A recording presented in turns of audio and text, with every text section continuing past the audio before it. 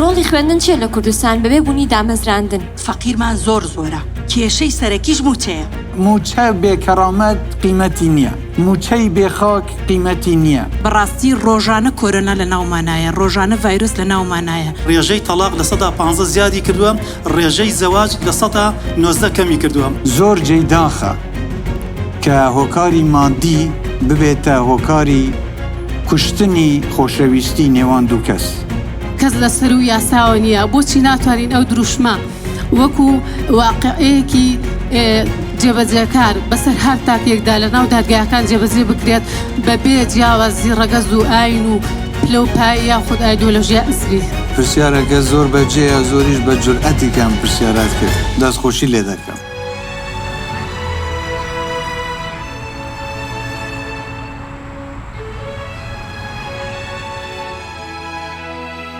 سڵاو، بە خێراتنی گەرم دەکەم بۆ شاری ڕۆشنبیران. زۆر خۆشحاڵ بووم بە بینیت لە پێشەوە. هیوادارم یەکەم جار و کۆتاجارت نەبێ بۆ سلێمانی گلەی ئەوە دلێ ئەکەن ئەڵێ زۆر نایە بۆ سلێمانی، بۆ ئەگەر گلەیش لە ئازیز دەکرێ، یعنی مەبەستیانەوەی کە تۆ ئازیزی بۆ یەگلەی دلێکرێ. فەقیرمان زۆر زۆرە، کێشەی سەرەکیش موچەیە. موچە عنی چارەسەر بکرێت کە چارەسەرەکەش لای بەڕێستانە. لای بەڕێستا، یعنی پارەک مەبەست بۆ ئێوە حکومەکەن وەکو سەرۆکێک وەکو بەڕێزێک، یعنی ئێوە حکومەکە ئێوە دەسەڵاتانە بە ئێمە چی بکەین لەو حاڵەتەیە. زۆر سپاس، بەخێر بێ دووبارە، ئیشەڵا بێتبینینەوە. ئینشەڵا ئەکید ئەمە یەکەم جارم نییە و دوجاریشم ناوێ ئەگەر تەمەنمە، ئەگەر خوا ڕێگەی پێداین. من دەمەوێت هەمووتان لێم ڕازی بن، بواوێ خوا لێم ڕازی بێ.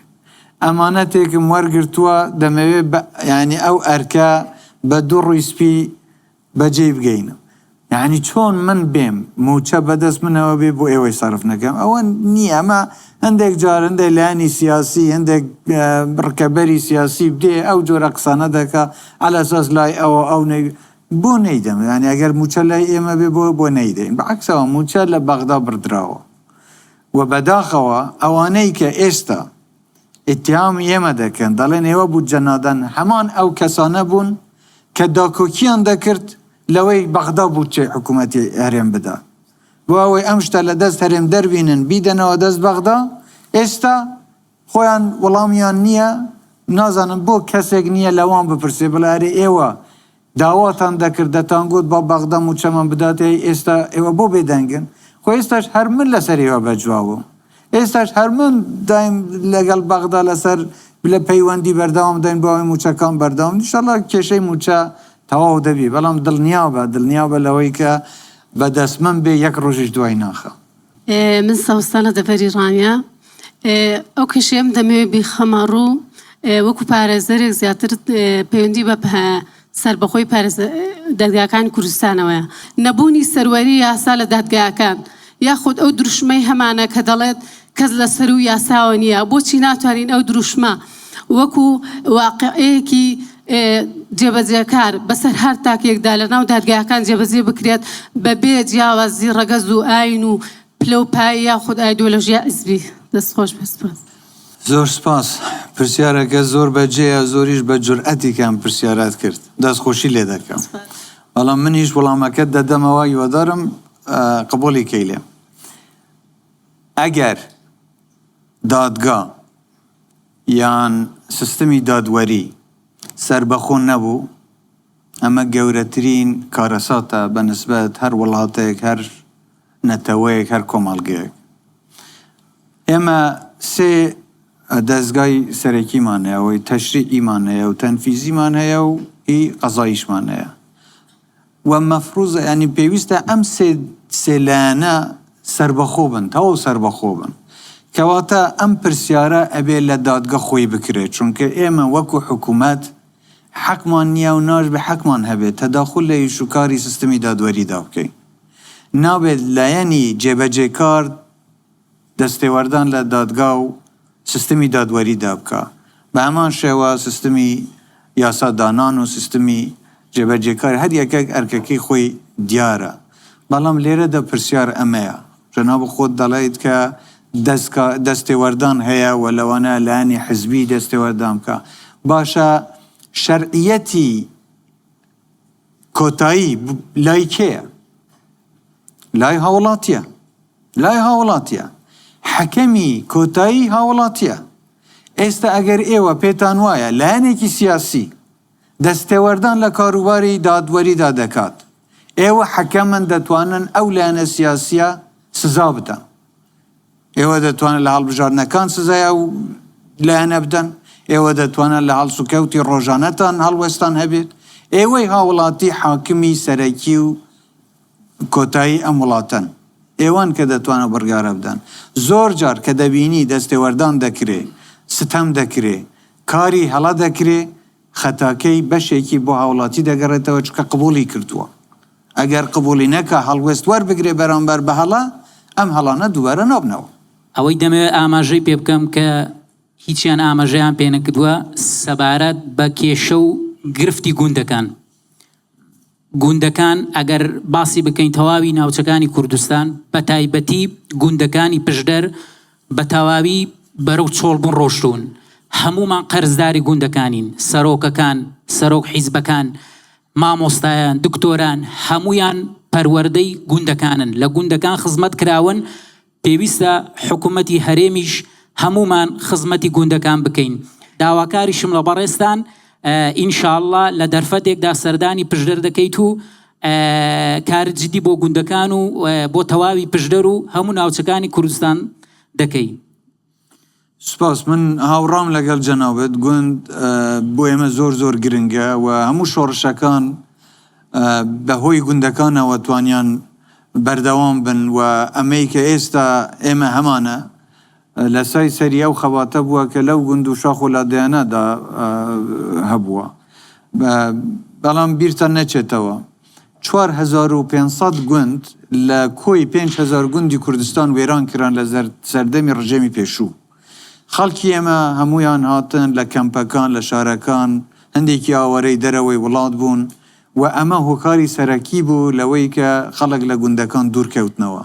دوای ڕاپەڕینیش زۆر ڕووداوی نەخوازرا و ڕوویدا کە وەکو پێویست نەکرا ئاور لە ئاوەدانکردنەوەی گوندەکان بدرێ. لە لایەکی تریشەوە هەندێک لەو شەڕ و پێکدادان و ئەو نەئارامیانەی کە لە ناوچەکەدا هەن دیسان ڕێگر بوون لەوەی کە خەڵک بەرەو گوندەکان دەبڕاتەوە. بەڵام من هاوڕام لەگەڵ کە هەر وەختێک وەخت گونجاو بێ لە هەر شوێنێ حکوومەت توانای ئەوەی هەبێ بە خەڵک بەرەو گوندەکان بباتەوە و خۆشیان ڕەغبەتی گەڕانەوەیان هەبێ، ئەبێ ئێمە ئەوە بکەین بە بەرنامەی کاری ئێستا و داهاتووشمان. سڵاوێکی تایبەت بۆ جەنابتان ڕێزدار سەرۆکی حکوومەتی هەرێمی کوردستان بەخێربێن سەرچاومان. لە ڕاستیدا ئێمە خۆشحاڵین بە هەموو ئەو ئێنێرجی و جوان کارکردنەی جەنابتان بەڕاستی. بەڵام ئەوەی گرنگە ئێمە مێژوویەکمانەیە، دوایی مێژوو ڕەحم بە کەس ناکە. بەڕاستی خەڵک لە داهاتوو مێژوو لە داهاتوو ناڵێ بۆ نمونە لە هەولێر یا لە پەرزگەکانی تر وەبەرهێن ئەمەی کردووە، لە سلێمانی وەبەرهێن ئەمەی نەکردووە. لە ڕاستیدا ئەمە هەمووی گرنگی و شانازیە بۆ حکوومەتی هەرێم. جا لەم سەردەمە و لەم عەسرەشدا جەنابتی ئێمە خۆشحاڵین بەڕاستی بە هیوایەکی گەنجانە. ئێمە ئومێدی زۆرمان پێێتە بەڕاستی لە سەرەتا تا کۆتایی ئۆمێدەوارین سەرۆکی داهاتوویش هەر جەنابت بی بۆ ئەوی ببینین بەڕاستی ئەم درێژەی ئەم بابەتە کۆتایی پێبێت. یعنی بەڕاستی ڕێگەمان هەیە پێوتێ ڕێگەی مەرگ، ڕێگەی کەلار، ڕێگەی دەربەنی خان، ڕێگەی دەڤری ڕاپەڕین، ئەمانە هەمووی ڕێگەی چەمچەماڵکەرک و هەمووی بە ڕێگەی خورماڵ، یعنی زۆربەی هەمویان ڕێگەکان بە ڕێگەی شارڕێگەی مەرگ بەڕاستی ناوبانیان هەیە. هیوادارم وانەمێنێت. سوپاس بۆ جەنابەت. دووبارە بەخێربێت. دووبارە بەخێربێت. سوپاس. سپاس کاکە. ئێمە ناتوانین جیاکاری بکەین بڵێن ئەم شارەیان ئەم شارە. هەموو کوردستان بە چاوێک سەیر دەکەین و گرنگیش بە ڕێگەوبان دراوە وانە نەدرابێ.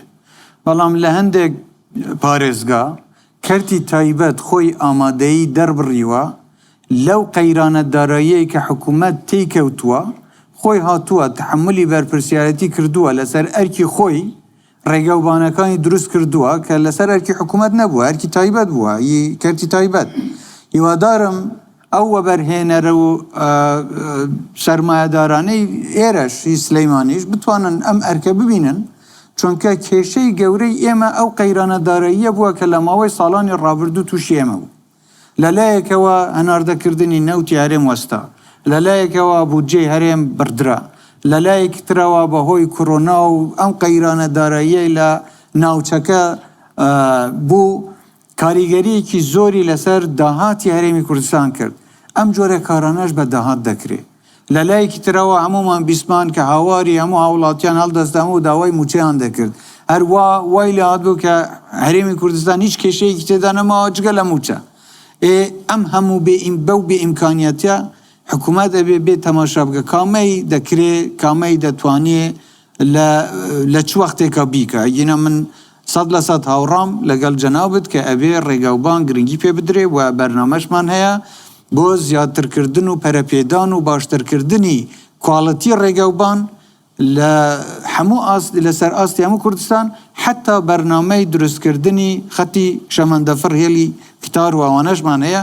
کە ئەمەش لەگەڵ وەزارەتە پەیوەنددارەکان قسەی پێویستی لەسەر کراوە کۆمپانیای بیانیش گرێبەستیان لەگەڵ کراوە بۆ دیزاینکردن و هیوادارم لە وەختێکی نزیکە بتوانین دەست بە پرۆسەی دروستکردنی هێلی شەمەندەفڕیش بێت. بەناوی خۆی گەورە سەرەتا زۆر بە خێراتن دەکەم بەڵام بەداخەوەم کە من لێرە بەڕێستە بینم وەکو ڕۆڵەیەکی ئەنفال و ڕۆڵەیەکی ڕێگەی مەرگ خۆزگە بەڕێزی لە گەرمیانە بووی کە ئێستا ئێمە 45 کەسێک چەندێک لێرە کۆبووینێتەوە هەمومان گەرمیانی بووینایە بۆ ئەوەی زیاتر خەمەکانمان بۆ بەڕێز باز بکردایە و بەڕێز چارەسەرت بکردایە کاتێک کۆرۆنا هاتە پێشەوە هەرچی لە سیاسەتمەدار و سەروەتمەند و هەتا کەسێکی فەقیرەگا هەمووی ئەترسا تەنها گیانی لەناو نەچێ لە ترسی ڤایرۆسیەکە ئامادە بوو هەموو شتێکی ببەخشێ ئێستا ئێمە گەرمیان بەڕاستی ڕۆژانە کۆرۆنا لە ناومانایە ڕۆژانە ڤایرۆس لە ناومانایە چونکە چەندین نەخۆشخانەی حکومی و ئەهلیمان هەیە کارتی تەندروستی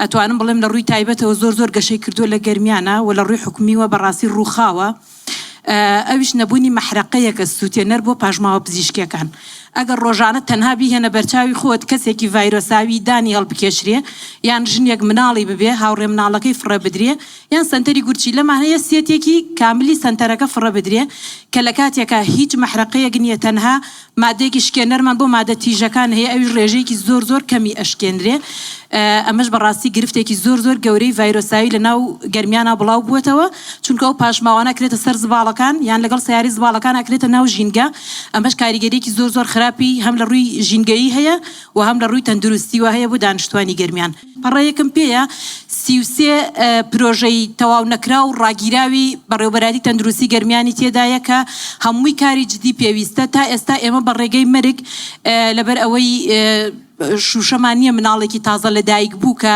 تەنها چەند سعاتێکە لە دایک بۆ بە ڕێگەی مەرگە ئەگەێنینە سلێمانی هەتا ئێستا بە ڕێگەی مەرگ کەسێکی جڵدە لێدراوە گاتە سلێمانی هەتا ئێستا چوزانم بە ڕێگەی مەرگ گولە لێدراوێک و فیشەکێک و بریندارانی داعش و هەموویمان گەیاندۆتە سلێمانی من بخۆم 14 ساڵە لەو کردەکە دەوامەکەم بەڕاستی 14,000 ساڵە توانم بڵێم تەمەنمان ڕۆشتۆتە سەرەوە بە خفەتی کردی تەندروستی بۆیە داواکارم لە بەڕێستان سەردانێکی جدی ئەو ناوچەیە بکەن و ئەگەر سەردانەکەشتان دو ئاخرە ببوونی کار و ڕۆتیناتی ڕۆژانەتانەوە خەمێکی مەحرەقە و لە ناوبردننی پاشماوە پزیشکەکان بە ڕێگەیەکی تەندروست ئەو کارەمان بکەن زۆر سپاس.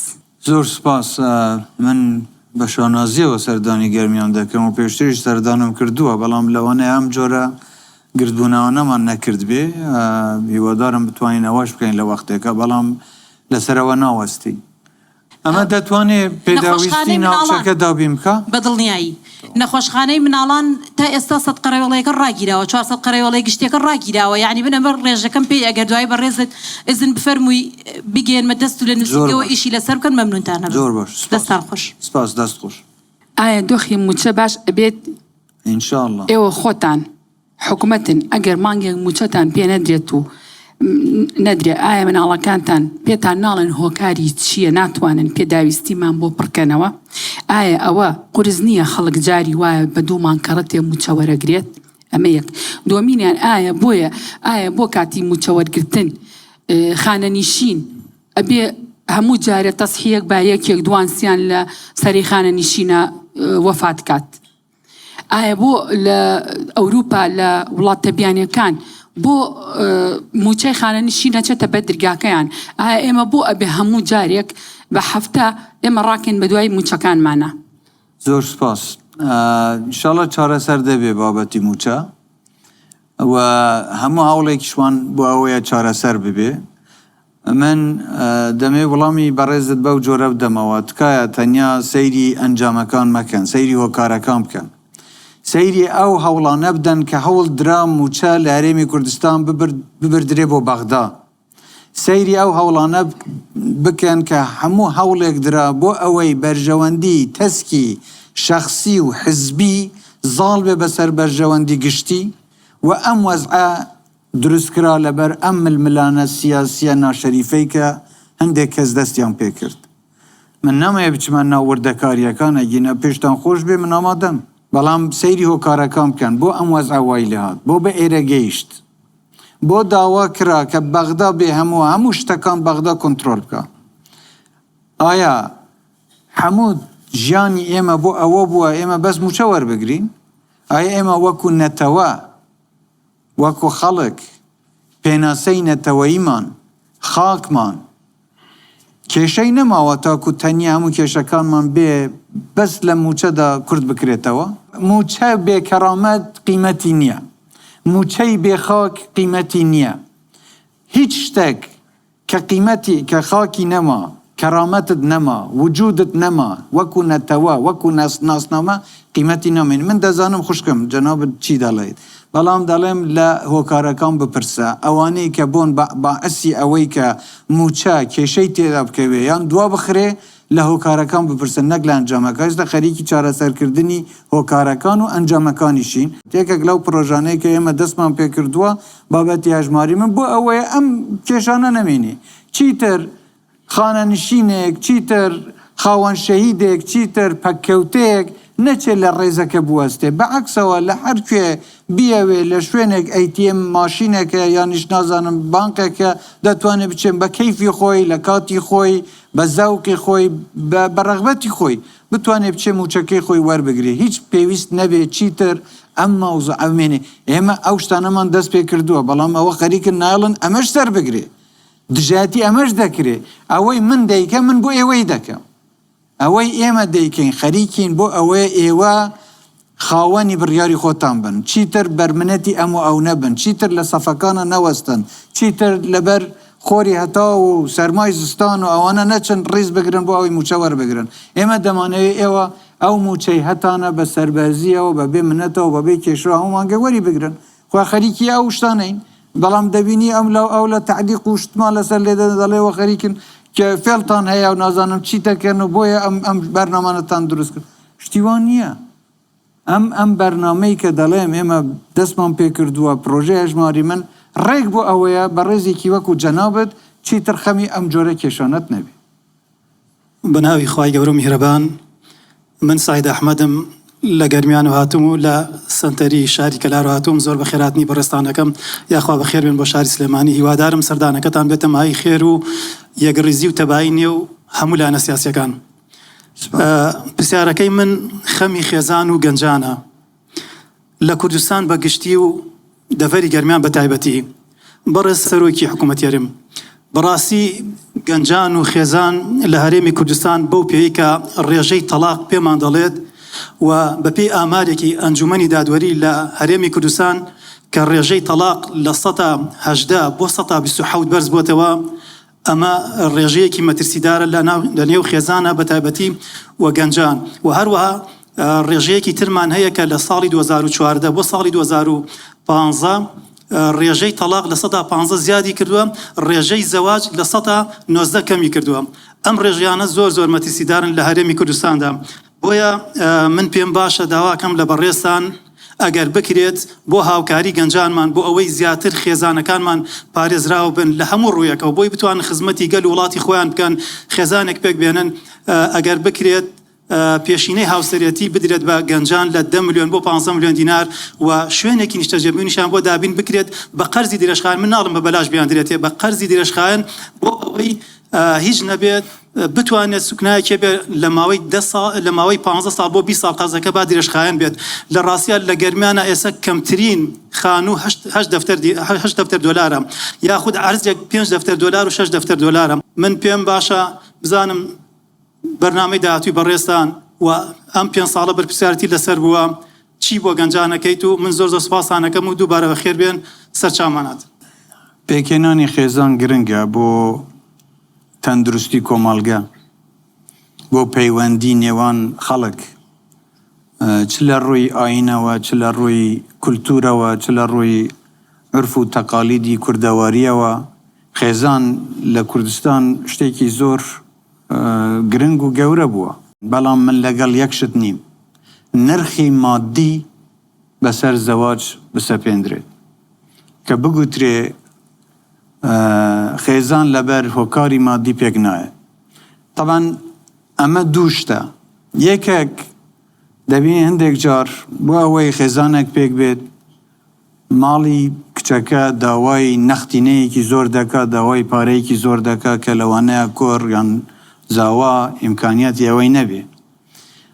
زۆر جێی داخە کە هۆکاری مادی ببێتە هۆکاری کوشتنی خۆشەویستی نێوان دوو کەس. یعنی سەپاندنی نرخ یان پێوەری مادی بۆ پێکێنانی خێزان من لەگەڵەوە نیم. حکومەت دەتوانی یارمەتی ئەو کەسە بدا کە بیاوێ یارمەتی خۆی بدە، بەڵام من لەگەڵەوە نیم پێکێنانی خێزان ببەسرێتەوە بە بابەتی مادیەوە.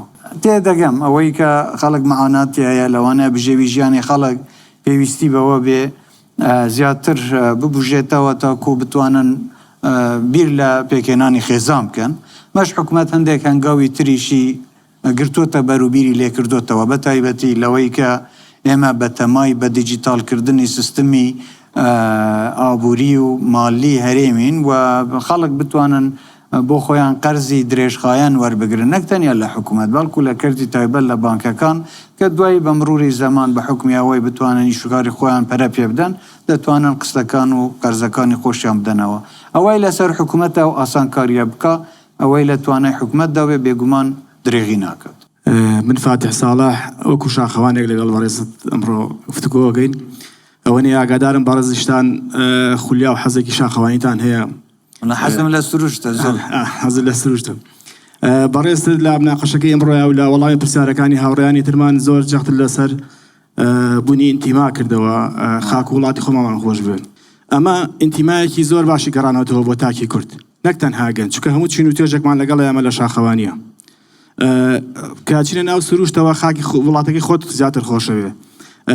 لەڕێی ئەو موبایلانە و کامێرانەی کە پێمانە لە سۆشیال میدیا و لە تیڤیەکانەوە سروشتی جوانی کوردستان بەناو خۆ بە دەرەوە ناسێنین. بەڕاستی هەموو شاخەوانێک ژینگە دۆستە، کە ژینگە دۆست و ئینتیمایەکی زۆر باشێ بە وڵاتەکەی. بەڕاستی چکە هیچ شاخەوانێک تەنان کاغەزی چکلێتێکیش لەگەڵ خۆیان فڕێ نادا لەوێ، لەگەڵ خۆی هێنێتەوە هەزدا زۆرینەی کات لە کاتێکە کە بە ناوچەیەکی گەشتیاریا تێپەڕێن بەداخەوە گەشتیاران کە ناوچەکان پیس کردووە.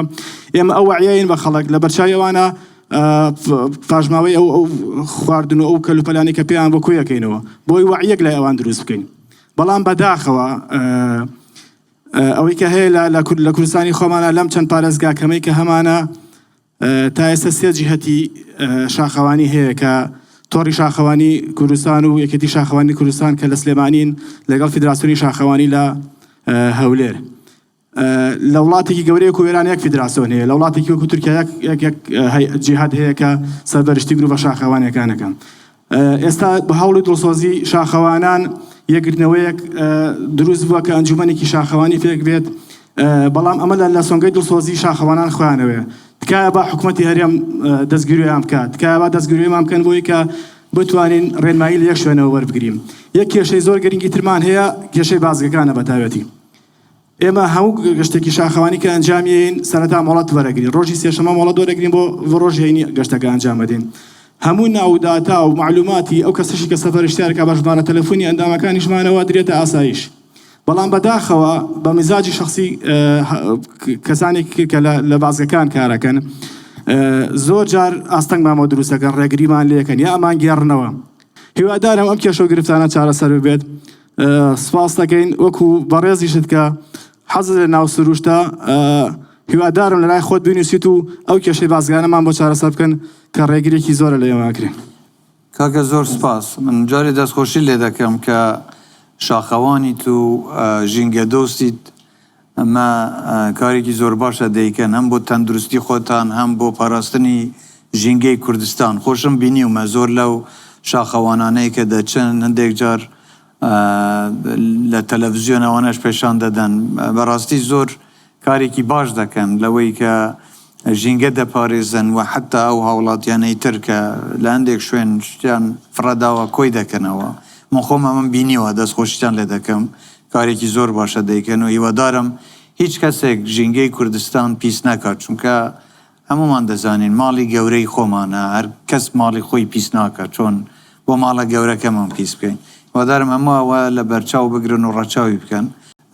من پێم خۆشە دواتر جەنابەت ئەگەر وردەکاری بازگەکانت لایە بیدەیتە برادەران بۆەوەی بە دۆدا چون کەم بزانێت لەکوێوە جۆرە کێشانە دروست بووە حتمما ئەوە ناوێ بمێنێ و ئەگەر خۆشتان وەکو ئەم شاخەوانانە بتوانن بەیەکەوە یەک مؤسسە دامەزرێنن ئێمە پشتیوانتان دەبین بەڵام ئەبێ خۆتان جارێ یەک لای بکەنەوە چۆن بگەنە ڕێکەوتن ئەوەی لەسەر ئێمە بێ بەسەر چاو. بەڕێز سەرۆکی حکوومەت بەخێرهاتنێکی گەرم لێکم. سپاس. من کاستین لە بواری سینەما و دیکۆمنتار چەند ئەندامێکم بردووە ڕۆشتن بۆ ڕیکلام بۆ هەولێر 2 سەعات و 20 دقە زیاتر منیان لە سەیتەرەی هەولێر ڕاگرتووە یعنی ناکرێت لەوێ ئێمە بەو شێوەیە سێرکرێن ئەمە لەگەڵ تۆ نیم یا لەگەڵ ئەو نیم لە زۆنی سەوز بمگرن و لە زۆنی زەرد بمگرن و ڕێم پێنێن بەڕاستی تەخیرم کەن یعنی نەکسەیەک لەوێ هەیە ئەمەوێ داوا لە بەڕێزە دەکەم ئەمە نەبێنێ لە بینی زۆنی زەرد و سەوزە. کاکە زۆر سپاس بۆ تێبینیەکانت بۆ قسەکانت جارێ من ئاعتراف بە زۆنی زەرد و سەوز ناکەم هەمووی کوردستانە و ملکی خەڵکی کوردستان ئیتر تۆ خەڵکی سلێمانی بێت هەولێر بیت کەس حەقی ئەوەی نییە ڕێگیری بکە لەوەی کە لەم شارە بچیت بۆ ئەم شارە ئەگەر دوای سکاڵایەک هەیە دوای بینێرە بۆ ئۆفیسەکەی خۆم بۆی بە دووادا چوون کە بزان ئەگەر ڕێنمایەکان شمول ناکە نوقسانیەک هەیە گرفتێک هەیە بەڵام بێگومان سیاست نییە بۆ ئەوەی ڕێگە نەدرێ بۆ بابەتی کولتور و ئەدەب و هونەر و سینەما پێش بکەوی و بە دووادا چوونی بۆ دەکەین جەنابەت دوای بن نووسرا و شتەکانمان بدەرێ وەڵام دەدەینەوە. سپاس کاک. ڕاستی ئەمەوێ باسی سەرمایی وڵات بکەم کە ئەویش گەنجە بەداخەوە کە ئێمە لە بەردەم کاریگەریەکی تەکنۆلۆژیای ئەوە داین کە گەنجەکانمان بە تەواوەتی کەوتونەتە ژێر لێشاوی سۆشیال میدیا گەنجێک بەڕێوەیە کە بەڕاستی ئەخوێنن بەڵام خوێنەر نین و بەڕاستی توانای نووسینیان نییە.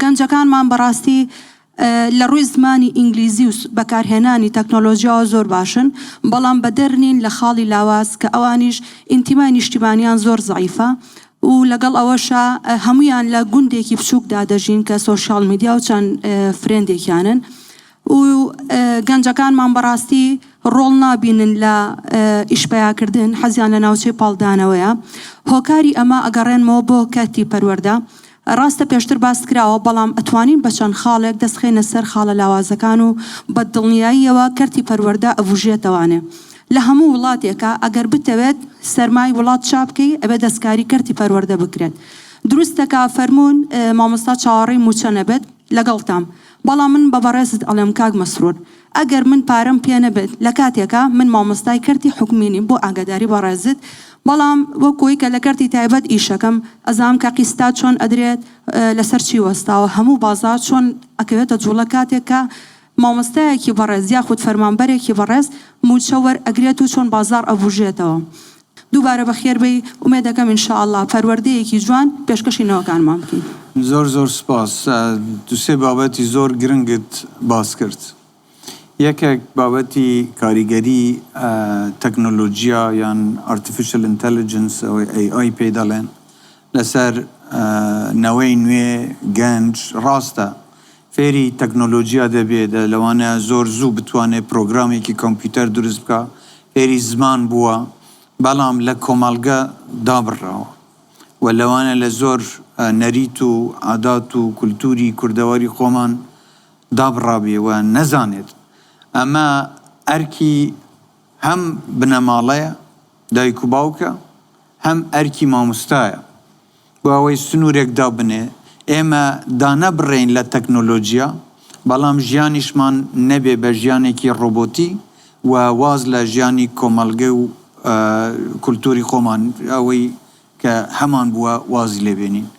ئەم باڵانسە چۆن ڕادەگیرێ حقیقەت لە هەموو گۆڕانکاریەکان کە دەکرێت هەندێک جار فاوزایەک دروست دەبێ هیوادارم بتوانین خۆمان بگونجێنین لەگەڵ ئەوەی کە لەگەڵ تەکنۆلۆژیای سەردەم بگونجین دوانەکەوین بەڵام لە هەمان کاتدا نەیەڵین تەکنۆلۆژیا تحکم بە ژیانی ئێمەدا و بە عرف و عاداتی ئێمە و بە پرەنسیپ و شێوازی ژیانی ئێمەدا بکە.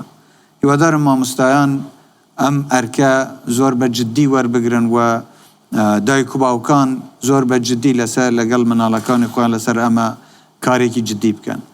من نەمگوت مامۆستا چاوەڕێی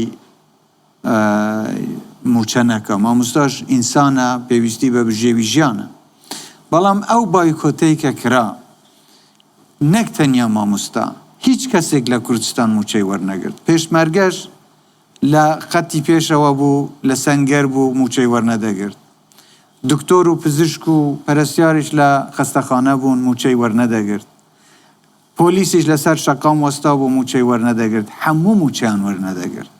بۆ مامۆستا کە ئیشی پەروەردەکردنە بێ بڵێ بایکۆ یعنی ئەمە چ وانەیەک فێری قوتابی دەکە.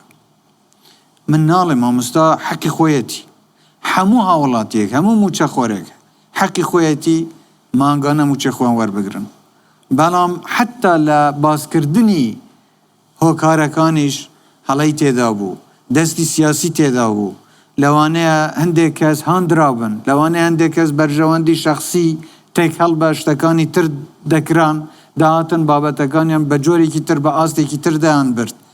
اینجا مامۆستا ئەجارێ پێش هەموو کەسێک دەبوایە هەر هەموو هاوڵاتیانی کوردستان بەرگریان لە مافی دەستوری خۆیان بکردوایە، بیان گوتە بەغدە تۆ ناتوانی ئەم بەم جۆرە تەعاملم لەگەڵ بکەی، ئێمە کیانێکی دەستورین و تۆ ناتوانی بودجە و موچە وەکو کارتێکی فشاری سیاسی بەکاربێنی دژی ئێمە.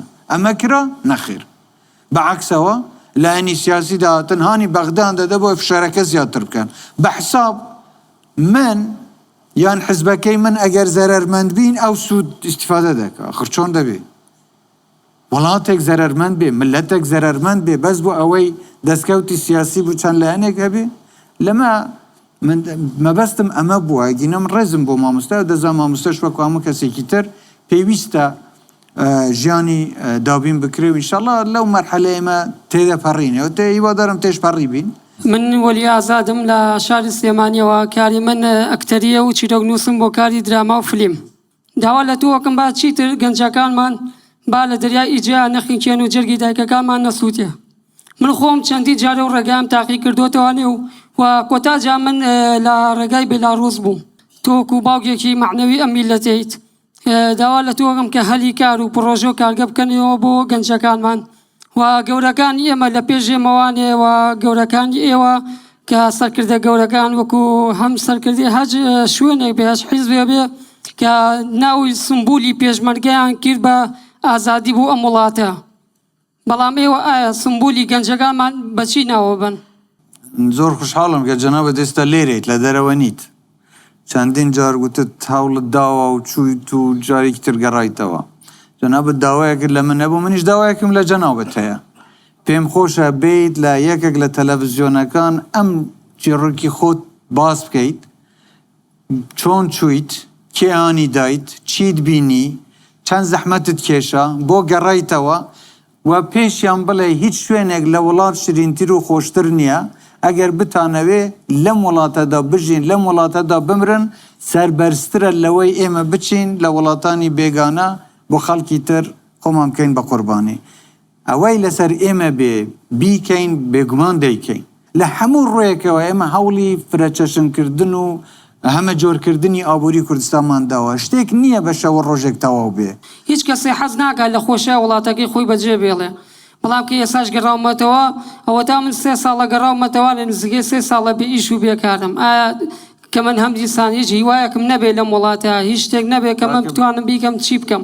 چەندێ لەم کەسانە وتیان کە کەسی بیانی هاتوۆتە وڵاتەوە کە ئیش بکات، باشە بۆ ئێمە ناتوان وەکو وڵاتانی ئەڵمانیا یان وڵاتانی تر ڕەگەزپەرستی بکەین یعنی چۆن بەس وڵاتەکەی خۆمان خۆش بووە بەس هەلیکار بۆ گەنجی وڵاتی خۆمان دەسەبەرکەین نەگەوەی ئێمە بێن لەو گەنجانی تر بێنین و بۆ ئەم وڵاتە ئیشیان پێ بکەین وڵا بەداخەوە بەڵام هاوڕانی ئێمە ڕەگەزپەرستی ناکەین ناتوانینەوە بکەین ناش بێ ئێمە بە هیچ جۆرێک ئێمە جوانین بەوەی کە کوردستان وڵاتێکە وڵاتی هەموو پێکاتە و دین و ئاین و ڕەگەزێکە لەبەرەوە بابەتی ڕەگەزپەرستی ئینشەڵڵا قەت نابێ بە بەشێک لە کولتوری ئێمە ئەوەی تر جەنابەت باست کرد ئەو هەموو خەڵکەی بیانی کە دێنە ئێرە ئیشەکەن من نازانم بۆ برادەرانی ئێمە هاوڵاتیانی ئێمە من ناڵێم هەموویانە بەڵام هەندێکیان خۆ ئەکرێ مەسەلەن بەشێک لەو کارانەی خەڵکی بیانی دەیکەن ئەوانیش بیکەن خەڵک هەبووە خەوان پیشە بووە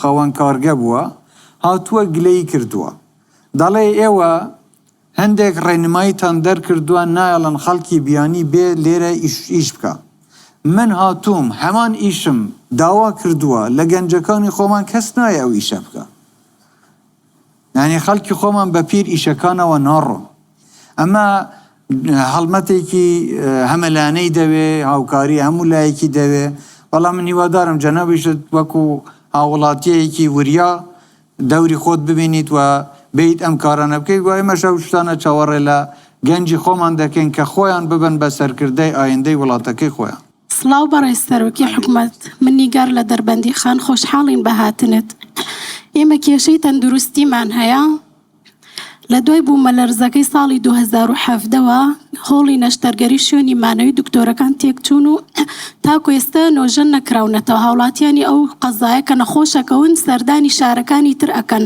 داواکارین کاری جدی بکرێ هۆڵی نەشتەرگەری شوێنی مانەوەی دکتۆرەکان نۆژەن بکرێتەوە بۆ ئەوەی دکتۆرەکان بتوانن بێنە شارەکە زۆر سپاس زۆر سپاس ئینشەڵڵا هەوڵ دەدەن بەسەر چاو بەخێربەی زۆر سپاس گەورەت کردین من پروشە ئومێدم ڕۆڵی خوێندن چیە لە کوردستان بەبێ بوونی دامەزراندن بابەتی خوێندن گرنگە چۆن خوێندن گرنگە بۆ ئەوەی مەسەلەن جەنابەت دەڵێ دامەزراندن نەبێ من نامەوێ خوێندن و دامەزراندن بەیەکەوە بەسرێتەوە دامەزراندن بۆ لایەنێکی فەرمی میری ژمارەیەکی دیاریکراو هەیە کە دەبێ ئەم ژمارەیە خزمەتکار بێ کار بکە فەرمانبەر بێ ئیشکاری خەڵک ڕاپەڕینی بەڵام ئایا حکوومەتی هەرێم بای ئەوەندە وەزیفە و کاری هەیە کە بتوانێت هەموو هاوڵاتیەک دامەزرێنی بێگومان نیەتی کەواتە ئەبێت هەلی کار دروست بکرێ ئەبێ کەرتی تایبەت پەرەی پێ بدرێ ئەبێ بژانەوەی ئابووری لە هەموو سەکتەرەکانی تردا گرنگی پێ بدرێ بۆ ئەوەی هاوڵاتی بتوانێت خوێندنەکەی خۆی بەکار بێنێ تاکو لەم سەکتەرانە بتوانێت زیاتر سوودی لێ وەربگرێ ئەو وەختە حکوومەتیش ئەگەر پێویستی بە وەرگرتنی هاوڵاتیەک هەبوو بە حکوومەت بێ بە دوای هاوڵاتیدا بگەڕێ نەک هاوڵاتی ڕێز بگرێ تاکو لای حکوومەت دابمەزرێ ئەبێت ئەو پرۆسەکە پێچەوانە بکرێتەوە ئەوەندە هەلی کار لە هەرێمی کوردستان زیاد بکرێ کە هاوڵاتی ئەو وەختە خاوەن بڕیار بێ من دەمەوێت لە دەستگایەکی میری دامەزرێم یانیش دەمەوێت لە کەرتی تایبەت ئیش بکەم خوێندن دەتوانێت یارمەتی بدا بۆ ئەوەی ئێمە بگەینە ئەو ئاستە من وەکو کە سوکاری ئەنفال کراوەکان قساکەم حەسەن باجەت قادر لە گەرمیان واتوومە خاوەن دەبرا خوشکی ئەنفالم خۆم هەڵاتووی زیندانی دووسخورماتیم کە لە کاتی ئەنفالە شکا منیش دەرچووم ساڵانە ئێمە سەردانی گۆڕە بە کۆمەڵەکانەکەین و سەردانی نوگرە سەلمانەکەین ئایا ئەو گۆڕە بە کۆمەڵانە ئەوە وا خەریکە واریسی کۆتایی بێتێ کەی هەڵە درێتەوە کێ بربەستە لە بەردەمیان کە هەڵ نادرێتەوە نایێنەوە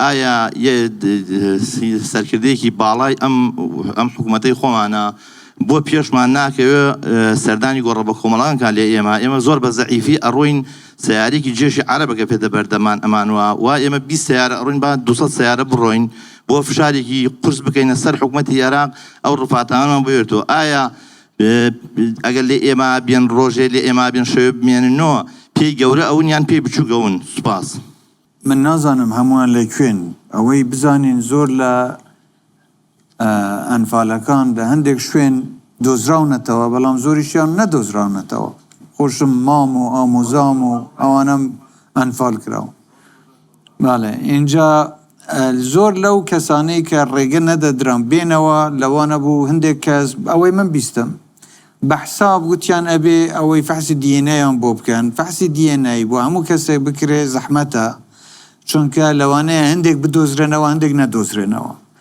شەهیدە ئیتر ئەمە ئامۆزایە ئەمە مامە ئەمە باوکە ئەمە برایە ئەمە کوڕە ئەمە خزمە فەرقی چییە شەهیدە لە هەر قەبرێک بچیتە سەری من وە ئەزانم ماممە یان ئامۆزامە نازانم کامەیان کامەیە نەدەبووە ئەمە بکرێ بە مەرج کە ئەبێ ئیلا DNA بکرێت و تاکو یەکێک بێتەوە چکە لەوانەیە کۆمەڵێک بدۆزرێنەوە ئەی ئەوانەی کە نادۆزرێنەوە ئەوانە چی بەو حەسرەتە بمێنەوە هەتایە اینجا بەرحاڵ من لەگەڵ ئێوەم چیمان پێ بکرێ بۆ گەڕانەوەیان ئەبێ بیکەین من نازانم ئێستا شتێک لەسەر هەرێمەکە نەی کردووە باوەڕ ناکەم چونکە ئێمە هەرچی داوا کرابێ لەلایەن ئێمەوە لە تەسیلاتەوە لە ئاسانکاریەوە لە سەردانکردنەوە لە پشتیوانیکردنەوە دابینکردنی یارمەتی هەرچی داوا کرابێ لە حکوومەتەوە ئێمە کردومانە بەردەوامیش دەبێت لەوە شوێنەکانمان دوای پێ بڵێ دوای پێمان بڵێ بەسەرچاو من